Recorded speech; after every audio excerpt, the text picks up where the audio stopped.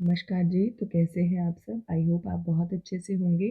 तो आज की क्लास में सीटेट पेपर नंबर 2 जो कक्षा छठी से लेकर 8वीं तक के लिए पेपर है। तो इसमें हम कर रहे हैं जनवरी 2022 का क्वेश्चन पेपर सॉल्व्ड। और ये जो आज की क्लास है ये पार्ट नंबर 2 रहेगा, क्योंकि पिछले पार्ट में हमने बाल विकास एवं शिक्षा शास्त्र वाला पार्ट जो है वो रीड कर लिया है। तो सीडीपी वाला पार्ट पिछली क्लास में हो गया है और आज की क्लास में हम सामाजिक अध्ययन एवं सामाजिक विज्ञान जो पार्ट रहता है उसके लगभग 60 क्वेश्चंस जो रहते हैं वो वाला पार्ट जो है वो आज की क्लास में हम रीड करेंगे। तो चलिए बिना टाइम गवाए शुरू करते हैं हम आज की ये क्लास। तो फ्रेंड्स, आप जैसे कि आप जानते ही हो कि सी टेट के पेपर के लिए जो पी वाई क्यू है वो कितने इंपॉर्टेंट हैं। तो अगर आपने अभी तक चैनल को सब्सक्राइब नहीं किया है और इसी तरह के और भी क्वेश्चंस पेपर पढ़ना चाहते हैं तो प्लीज़ चैनल को ज़रूर सब्सक्राइब कर लें और अपने फ्रेंड्स के साथ भी ज़रूर शेयर कर दें। तो चलिए शुरू करें आज का ये क्वेश्चन नंबर 1। तो 31 से शुरू करेंगे हम, क्योंकि पिछले 30 क्वेश्चंस हमने पिछली क्लास में पढ़ लिए थे। तो यहाँ पर जो पहला क्वेश्चन है वो सुमेल करने के लिए आया है, ठीक है? तो गण, संघ और श्रेणी और ग्रामबोधक ये बहुत इंपॉर्टेंट है। ग्रामबोधक तो बहुत बार पूछा जाता है। तो हम देख लेते हैं। ए का 2 रहेगा, यानी कि गण जो है वो बहु सदस्यों वाला एक दल है, ठीक है? और वी का 1 रहेगा, यानी कि संघ जो है वो संगठन या समूह को कहते हैं। आगे है श्रेणी, तो श्रेणी जो है वो नंबर 4 है। व्यापारी संगठन को श्रेणी कहते हैं और ग्राम भोजक जो है वो ग्राम का मुखिया, ठीक है? तो ये जो है वो सही रहेगा। नेक्स्ट क्वेश्चन है कि भारतीय उपमहाद्वीप के प्राचीनतम नगरों पर परियोजना कार्य का की योजना बनाते समय आप छात्रों को किस क्षेत्र की जानकारी प्राप्त करने के लिए कहेंगे? तो वो सिंधु घाटी की, ठीक है? नेक्स्ट क्वेश्चन है कि कौन सा शासक अपने सैनिकों को टोकन यानी कि सांकेतिक मुद्रा से वेतन देता था, जो सोने और चांदी के ना होकर सस्ती धातुओं से निर्मित होते थे। इस सस्ती मुद्रा का प्रयोग लोगों द्वारा तमाम कर चुकाने के लिए किया गया और यह नीति असफल हुई।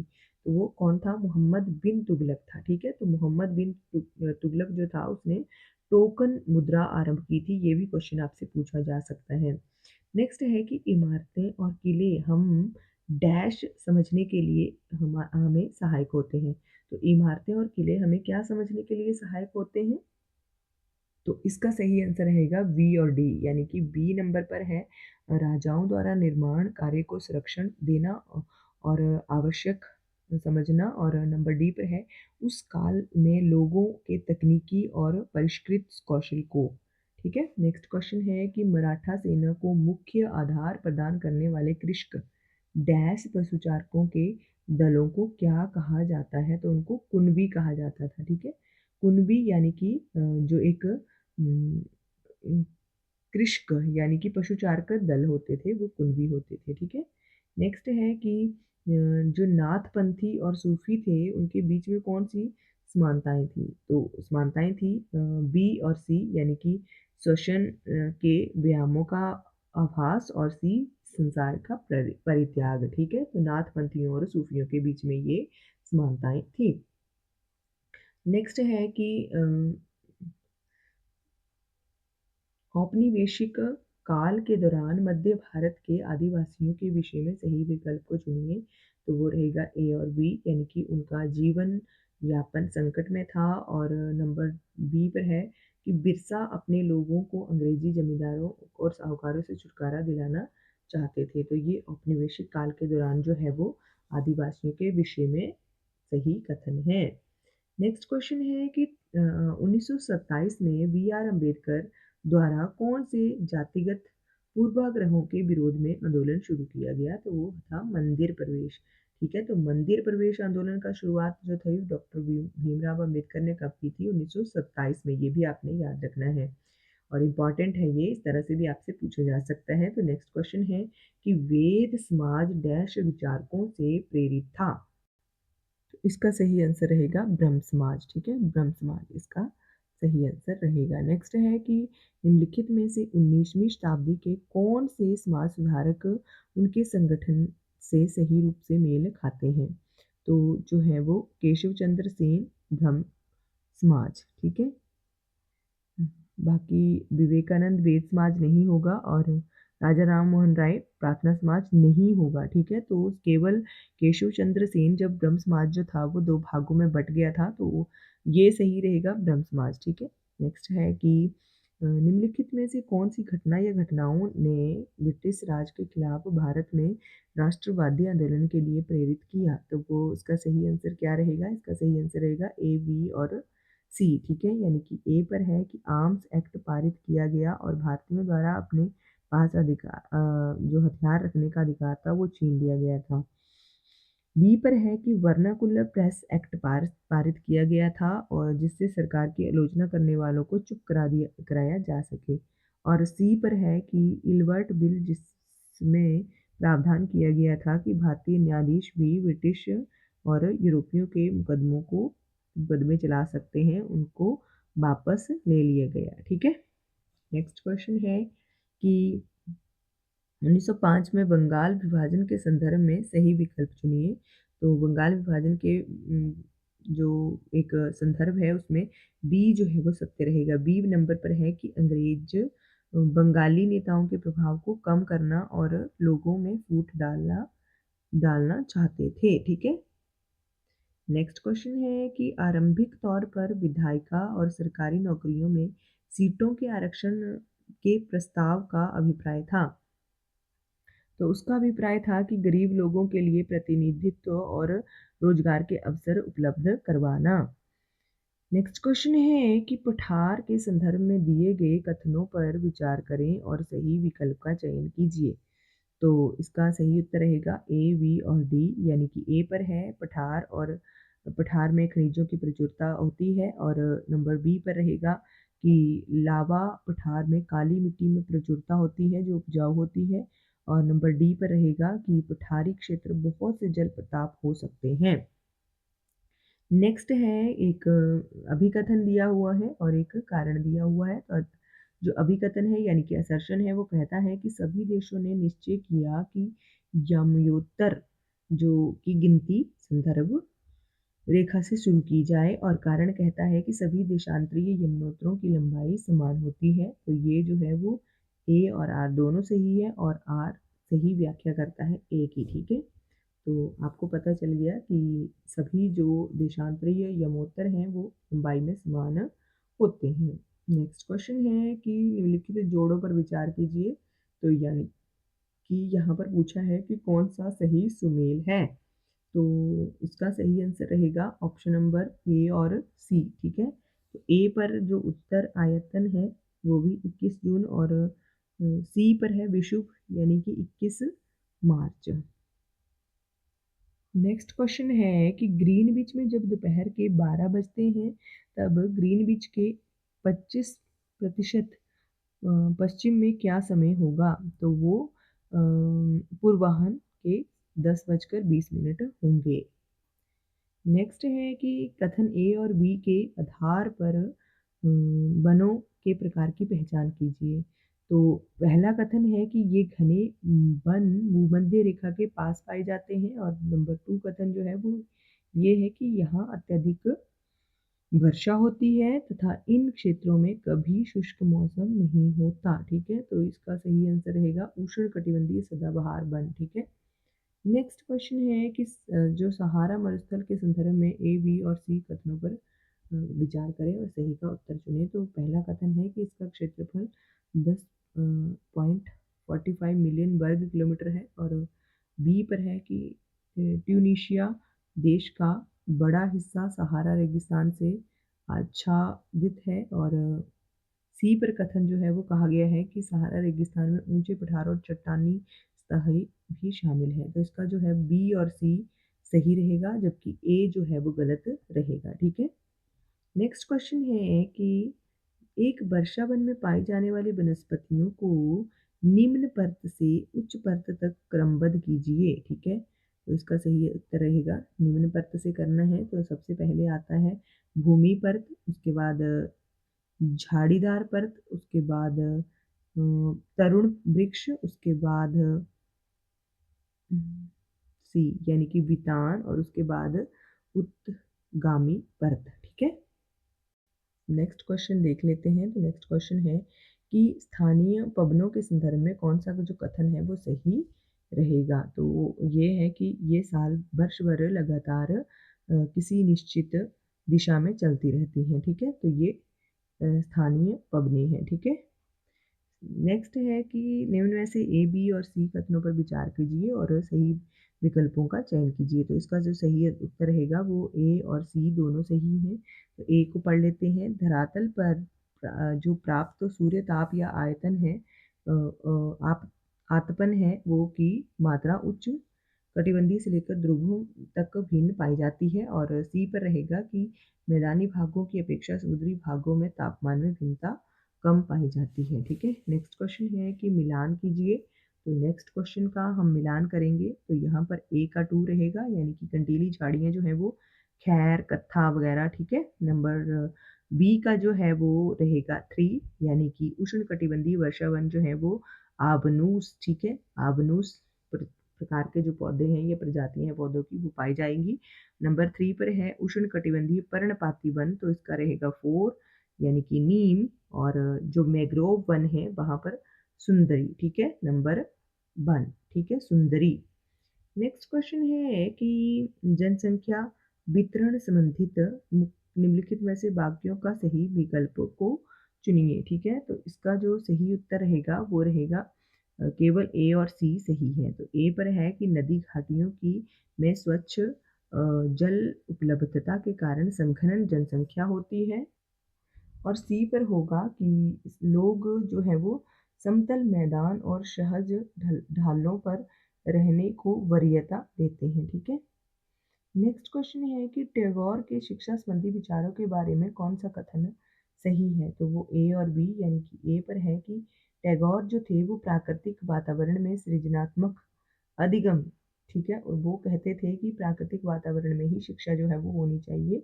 बी पर है कि कला, संगीत और नृत्य पर बल देना, ठीक है। नेक्स्ट है कि जनसंख्या पिरामिड के संदर्भ में निम्नलिखित कथनों पर विचार कीजिए। तो जनसंख्या पिरामिड जो है वो उसका ए, बी और सी सभी सही हैं। तो पहला है कि जनसंख्या पिरामिड के मध्य भाग की ओर जनसंख्या को केंद्रीकरण उच्च आश्रित अनुपात को दर्शाया है। और बी पर है कि वयोवृद्ध आश्रित जनसंख्या जनसंख्या पिरामिड के शीर्ष पर दिखाई देती है। और सी पर है कि चौड़ा आधार जो ऊपर तीव्रता से संकरा हो जाता है वह जन्म और मृत्यु की उच्च दरों को दर्शाता है, ठीक है। तीनों के तीनों सही रहेंगे। नेक्स्ट क्वेश्चन है कि कृषि के प्रकार को निम्नलिखित वक्तव्यों पर विचार कीजिए। तो बी और सी दोनों सही रहेंगे। बी पर है कि स्थानांतरित कृषि जो है वो जीवन निर्वाह हेतु कृषि का पुरातन प्रकार है। और सी पर है कि स्थानांतरित कृषि को कर्तन व दहन कृषि के रूप में भी जाना जाता है। नेक्स्ट क्वेश्चन है कि 1964 में किस देश ने विभिन्न प्रकार के सामाजिक भेदभाव की रोकथाम के लिए नागरिक अधिकार अधिनियम पारित किया। तो इसका रहेगा संयुक्त राज्य अमेरिका। नेक्स्ट क्वेश्चन है अभिकथन और कारण वाला। तो यहाँ पर अभिकथन जो है वो ये रहेगा कि समुद्र के समीप क्षेत्र का जीवन पर्वतीय क्षेत्र के जीवन से बहुत भिन्न होता है।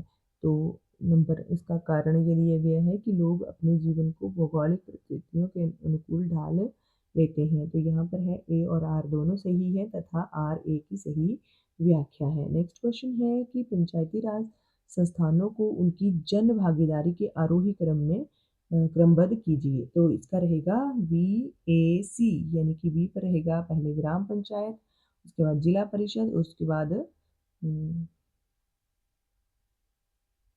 बी, ठीक है, ग्राम पंचायत, उसके बाद ए पंचायत समिति और उसके बाद सी जिला परिषद, ठीक है। तो ये रहेगा। नेक्स्ट है कि कौन सा जो नगर निगम का एक निर्वाचित सदस्य है। तो वो होगा पार्षद, ठीक है, निगम पार्षद। नेक्स्ट है कि कृषि के अतिरिक्त इनमें से कौन गैर कृषि कार्य करते हैं। तो इसका जो सही आंसर रहेगा वो तीनों के तीनों ही करेक्ट रहेंगे कि कृषि कृषि मजदूर, छोटे किसान और बड़े किसान, ये सभी जो है वो कृषि के अतिरिक्त गैर कृषि कार्य भी करते हैं। चलिए नेक्स्ट क्वेश्चन देख लेते हैं कि कौन सा कथन जो है वो गलियों में सामान बेचने वालों के और बाजार में दुकानों पर लगाने वालों के बारे में सही है। ठीक है, तो ये रहेगा ए और बी, यानी कि ए पर है कि दोनों अपना स्वयं का काम करते हैं और रोजगार पर नहीं होते हैं। दूसरा है कि दोनों सामाजिक संरक्षण के लाभ जैसे वार्षिक अवकाश, चिकित्सा सुविधा आदि नहीं मिलते हैं। ठीक है, नेक्स्ट है कि किस ऐतिहासिक घटना के बाद संयुक्त राज्य अमेरिका ने महिलाओं को मतदान देने का जो अधिकार था वो प्राप्त हुआ था? तो प्रथम विश्व युद्ध के बाद हुआ था अमेरिका में। ठीक है, नेक्स्ट क्वेश्चन है कि निम्नलिखित में से कौन सा वक्तव्य जो है लिंग रूढ़िवादी धारणा, ठीक है, लिंग रूढ़िवादी धारणा जो है जेंडर स्टीरियोटाइप के लिए चुनौती है? तो वो ये है कि लड़के संवेदनशील होते हैं। ठीक है, अगर ऐसा कह दिया गया तो लिंग रूढ़िबद्धता हो रही है। ठीक है, नेक्स्ट है कि किसी एक पंजाबी शैक्षणिक या शैक्षिक संस्था को कोलकाता में पंजाबी माध्यम का स्कूल खोलने की अनुमति दी जाती है, तो वो तो जो भारतीय संविधान के अनुसार कौन से मौलिक अधिकारों का अनुसरण किया जा रहा है? तो वो किया जा रहा है सांस्कृतिक और शैक्षिक अधिकारों का। नेक्स्ट क्वेश्चन है कि एक अध्यापिका को अपनी छात्राओं को ये समझने के लिए नए कानून लाने के साधारण व्यक्ति की भी महत्वपूर्ण भूमिका होती है। कक्षा में कौन सा उदाहरण सहायक होगा? तो इसका आंसर ए, बी और सी तीनों ही रहेंगे, यानी कि ए पर है कि 1919 में वकीलों का एक समूह कानून के विद्यार्थियों और सक्रिय व्यक्तियों ने राष्ट्रव्यापी सलाह मशवरे लेकर घरेलू हिंसा के संरक्षण को रोकने संबंधी बिल या प्रस्ताव का खाका तैयार करने के लिए अग्रणी भूमिका निभाई थी। और बी पर है कि 1 दिसंबर 1955 को रोशा पार्कस, एक अफ्रीकन अमेरिकन महिला ने बस में एक श्वेत व्यक्ति के लिए अपनी सीट खाली करने से मना कर दिया था। और सी पर है कि 1870 में राजद्रोह अधिनियम को लागू करना। ठीक है, तीनों ही ठीक रहेंगे। नेक्स्ट है कि निम्नलिखित में से कौन सा वक्तव्य जो है वो भारत में न्यायिक व्यवस्था के बारे में सही है? तो वो होगा औपनिवेशिक काल का federal court of India Bharat के उच्चतम न्यायालय का पूर्वज है। ठीक है, नेक्स्ट है कि हाशियाकृत होने से अनुभव होता है, तो क्या अनुभव होता है? बी और सी, यानी कि भेदभाव और निर्बलता। ठीक है, नेक्स्ट क्वेश्चन है कि इनमें से कौन से हाशियाई समूह के हितों की रक्षा के लिए सहायक होगा? तो इसका सही आंसर रहेगा ए, बी और सी, यानी कि ए पर है कि अस्पृश्यता उन्मूलन जैसे कानून बनाना, और बी पर है कि विशेष योजनाएं जैसे हाशियाई वर्गों के लिए सब्सिडी दरों पर हॉस्टल व्यवस्था करना, और सी पर है कि हाशियाई समूह के छात्रों के लिए विशेष छात्रवृत्तियां देना। नेक्स्ट क्वेश्चन है कि विद्यालय में सामाजिक विज्ञान के शिक्षण का एक मुख्य ध्येय डैश है? तो वो है कि छात्रों के में अपने सामाजिक तथा भौतिक संसार को समझने के लिए यही ज्ञान, मनोवृत्तियों और तथा झुकाव को बढ़ावा देना। नेक्स्ट क्वेश्चन है कि भूगोल शिक्षण का प्रयोग होना चाहिए? तो इसका जो सही आंसर रहेगा ए और सी, यानी कि जिस संसार पर हम रहते हैं उनकी समझ के लिए धारणाओं का परिचय करना, और सी पर है कि पर्यावरण और संसाधनों के संरक्षण के लिए संवेदनशील बनना। नेक्स्ट क्वेश्चन है कि निम्नलिखित में से कौन सा शिक्षण जो है अधिगम का संसाधन नहीं है? तो वैसे तो सभी रहेंगे, इस क्वेश्चन का एक भी आंसर जो है वो नहीं है। पाठ्य पुस्तक भी रहेगा, मानचित्र भी रहेगा, प्रदर्शन भी रहेगा और नमूना भी रहेगा। नेक्स्ट क्वेश्चन है कि सामाजिक विज्ञान की कक्षा में किस प्रकार के शिक्षा शास्त्र का अनुसरण किया जाना चाहिए? तो तटस्थ और संवेदनशील। ठीक है, नेक्स्ट क्वेश्चन है कि पोस्टर डैश का उदाहरण है? तो पोस्टर ग्राफिक सामग्री का उदाहरण है। नेक्स्ट क्वेश्चन है कि मानचित्र सामाजिक विज्ञान की कक्षा में चार्टों, रेखाचित्रों, समय सीमाओं तथा मानचित्रों का प्रयोग इसके अधिगम को बनाता है? तो वो क्या बनाता है इसके अधिगम को? ए, बी, सी, सॉरी ए, बी, डी और ई। ए पर है कि इसकी प्रकृति को और वैज्ञानिक, और बी पर है कि यह छात्रों के लिए भागीदारी पूर्ण और तथा क्रियाशील, और डी पर है ज़्यादा संगठित, और ई पर है विचारों एवं संकल्पनाओं के विकास में सहयोगी। ठीक है, नेक्स्ट क्वेश्चन रहेगा कि सामाजिक विज्ञान की शिक्षिका होने के नाते आपको नदी द्वारा बनाई गई आकृतियों पर कक्षा लेनी है, तो निम्नलिखित में से कौन सा शिक्षण अधिगम सामग्री कक्षा में प्रयोग की जा सकती है? तो वो की जा सकती है बाढ़ग्रस्त मैदान का उपग्रह से प्राप्त चित्र। ठीक है, नेक्स्ट क्वेश्चन है कि शिक्षिका सामाजिक विज्ञान की कक्षा में पांडुलिपि विषय पर चर्चा कर रही है, तो इसमें निम्नलिखित में से कौन से विषय इस चर्चा का हिस्सा हो सकते हैं? तो पांडुलिपियों के बारे में अगर चर्चा करनी है तो ABC यानी कि लेखा जोखा तथा कर, बी पर है पत्र और संतों की शिक्षाएं, और सी पर है अभिलेखाकार। ठीक है, नेक्स्ट क्वेश्चन देख लेते हैं। निम्नलिखित प्रश्न सामाजिक विज्ञान की कक्षा में प्रस्तुत किए गए जो जो इनमें से आलोचनात्मक चिंतन पर सर्वाधिक अवसर कौन प्रदान करते हैं, तो उनका चयन कीजिए। तो उनका चयन रहेगा ए और सी, यानी कि ए पर है रिंडर पेस्ट यानी कि पशु माहवारी ने अफ्रीका देशों के लिए दरिद्रीकरण तक पहुंचा दिया और परीक्षण कीजिए। और सी पर है कि कैरिबियाई कार करारबद्ध मजदूरों के अनुभवों की तुलना 21वीं सदी के मजदूरों से कीजिए। ठीक है, तो ये दोनों ही सही रहेंगे। नेक्स्ट है कि बहुवैकल्पिक प्रश्नों पर आधारित आकलन के विषय में कौन सा कथन जो है वो सत्य है, तो इसका रहेगा ACDE। ए पर है पाठ्यक्रम का विस्तृत प्रयोग संभव है, सी पर है कि भाषाई योग्यता का सीमित आकलन, डी पर है कि विद्यार्थी में सुधार के लिए सीमित संभावना, और ई पर है मूल्यांकन में पक्षपात का कम संभावना।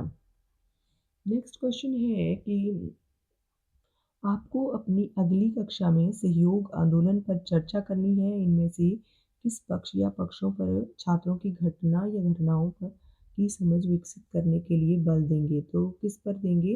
तो इसका सही आंसर रहेगा जो है A, B और C और D। ठीक है, तो ये आंदोलन कब हुआ, इसका प्रभाव क्षेत्र क्या था, और सी पर है आंदोलन के मुख्यतः किस किस को भाग लिया, और जो है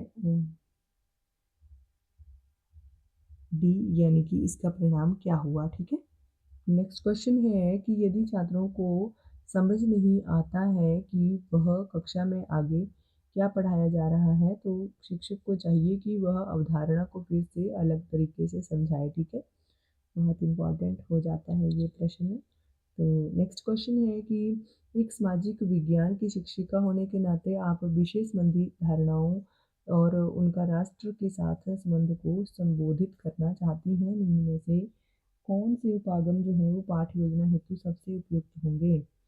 तो वो ए, बी और सी, यानी कि ए पर है कि किस प्रकार विकासात्मक चुनौतियों जैसे गरीबी और निरक्षरता को ने राष्ट्र को विफल कर दिया है कि पर जोर देंगी। और बी पर है कि लोग राष्ट्र के साथ स्वयं को कैसे जोड़कर देखते हैं, इस पर स्थानीय बोध को शामिल करना। और सी पर है कि राष्ट्र की परिकल्पना के विविध तरीकों को चर्चा में समायोजित करना। नेक्स्ट क्वेश्चन है कि निम्नलिखित में से किस लेखक के लेखन को द्वितीय स्रोत के रूप में मान सकते हैं? तो वो होगा रिचार्ड इवांस। नेक्स्ट क्वेश्चन है कि निम्नलिखित सांख्यिकी आंकड़ों जो हैं से कुछ महत्वपूर्ण स्रोत हैं जो परियोजना रिपोर्ट तैयार करने के लिए महत्वपूर्ण के लिए प्रयोग किए जा सकते हैं। इसका सही आंसर है ए और बी, राज्य सरकार और केंद्र सरकार। तो फ्रेंड्स, आज की क्लास के लिए बस इतना ही। आई होप कि आपको ये क्लास बहुत अच्छी लगी होगी। आप अपने फ्रेंड्स के साथ ज़रूर शेयर करेंगे, और इसी तरह की और भी क्लासेस देखने के लिए या PYQ पढ़ने के लिए आप चैनल को ज़रूर सब्सक्राइब कर लेंगे। तो आज की क्लास के लिए बस इतना ही। Thank you for watching.